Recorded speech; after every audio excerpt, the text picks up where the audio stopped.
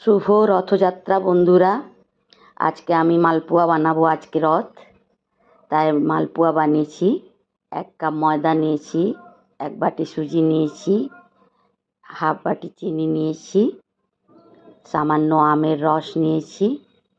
তারপরে দুধ দিয়ে সবগুলোকে ভালো করে মেখে নিব। সামান্য একটু নুনও দিয়েছি আন্দাজ মতন ব্যালেন্স করার জন্য।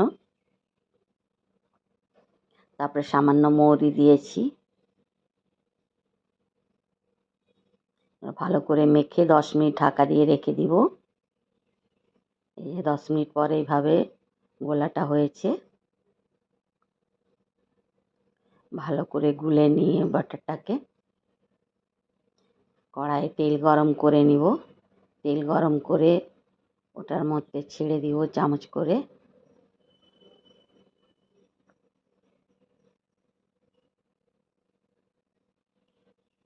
এই দেখুন কি সুন্দর ফুলে উঠেছে মালপোয়াটা।